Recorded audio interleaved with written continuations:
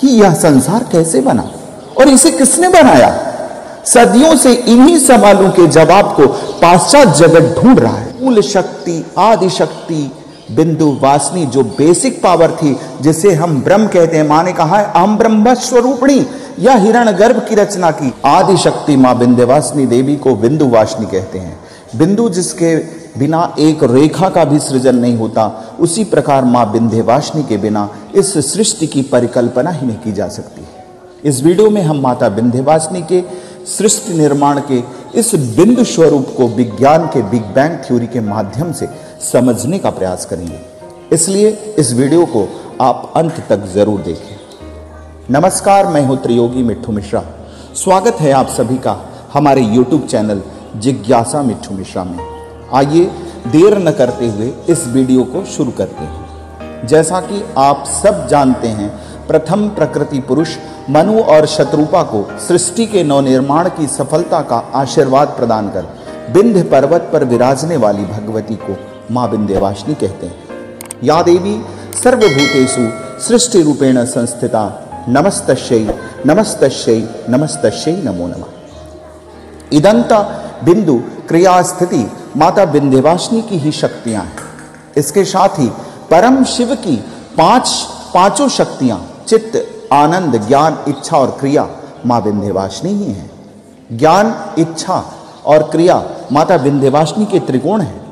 शक्ति के उत्पत्ति और निवास पर भी शिव पुराण में विस्तार से विचार किया गया है।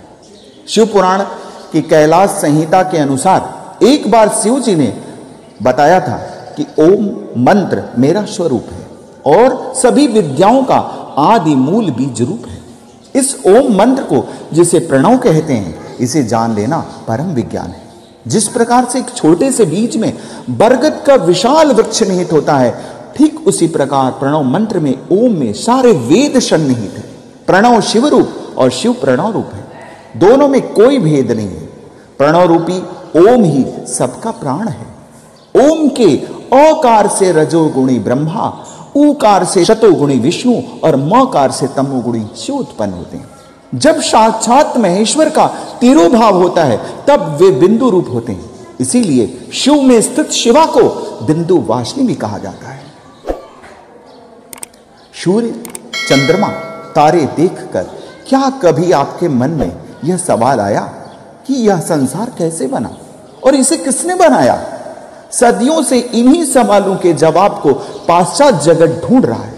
कोई कहता है कि दुनिया ईश्वर ने बनाई, तो कोई कहता है यह संसार तो हमेशा से था। लेकिन प्रामाणिक और वैज्ञानिक जवाब पाश्चात्य जगत के पास नहीं है।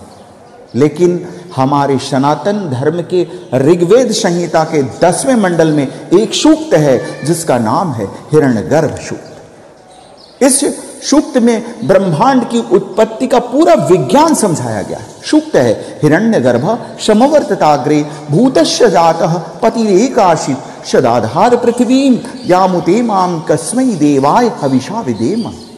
इसे सरल शब्दों में समझा जाए तो सृष्टि के आदि में, शुरुआत में, एकदम आरंभ में ना सत्य था और ना ही असत्य। सत्य यानी जो कभी चेंज नहीं होता, जैसे एनर्जी एंड टाइम, और असत जो हमेशा चेंज होता रहता है, बदलता रहता है। जब सब कुछ शून्य था तब मूल शक्ति, आदि शक्ति, बिंदु वासिनी जो बेसिक पावर थी जिसे हम ब्रह्म कहते हैं, माँ ने कहा है अहम ब्रह्म स्वरूपिणी, या हिरण्यगर्भ की रचना की जिसका आकार अंडाकार था और चमक स्वर्ण जैसी थी। इसी हिरण्यगर्भ में सत और असत दोनों समाये हुए थे। जब यह हिरण्यगर्भ फटा तो सत और असत के फैलने से समय, ऊर्जा और पदार्थ, टाइम, एनर्जी एंड मैटर की उत्पत्ति हुई। इस महाविस्फोट के समय जो ध्वनि उत्पन्न हुई थी ना, वह ओम थी और इसीलिए ओम को सर्वोच्च ऊर्जा का ब्रह्मांडीय ध्वनि कहा जाता है। यही ओम तो हमारा प्रणव मंत्र है। इस महाविस्फोट के बाद यह सत्य और असत्य शून्य यानी अंतरिक्ष में फैल गई, जिसके बाद टाइम, समय के रथ पर सवार एनर्जी, ऊर्जा और मैटर पदार्थ के मिलने से सारी आकाश गंगाएं, तारे, पृथ्वी, सूर्य इत्यादि का निर्माण हुआ और अब भी जारी है। यानी आज हम स्पेस में जो कुछ भी देख पा रहे हैं और वह भी जो अब तक हमारी पहुंच से छुपा हुआ है, हमारी पहुंच से बाहर है, इन सब का निर्माण इसी हिरण्यगर्भ से हुआ था। यह सिद्धांत आज विज्ञान की कसौटी पर खरा उतर रहा है। विज्ञान के बिग बैंग थ्योरी के बारे में आपने जरूर सुना होगा। 1927 में जॉर्ज लेमेत्री ने पहली बार इसे दुनिया के सामने रखा था और बताया था कि अरबों साल पहले जब इस ब्रह्मांड में कुछ भी नहीं था, तब सारा का सारा मैटर, टाइम और एनर्जी एक बॉल जैसे स्ट्रक्चर में बंद था। इसी बॉल के फटने से यह सारा ब्रह्मांड बना। इस महाविस्फोट को उन्होंने बिग बैंग नाम दिया था। इस प्रकार विज्ञान जिसे बिग बैंग कहता है, उसे हमारा अध्यात्म हिरण्यगर्भ कहता है। विचार करने वाली बात है कि जिस सिद्धांत को पश्चिमी वैज्ञानिक बिग बैंग के माध्यम से आज समझ पा रहे हैं, उसे हमारे वैदिक वैज्ञानिकों ने दसियों हजार साल पहले सूत्रों में पिरो दिया था। यह है ना हमारा ज्ञान और विज्ञान।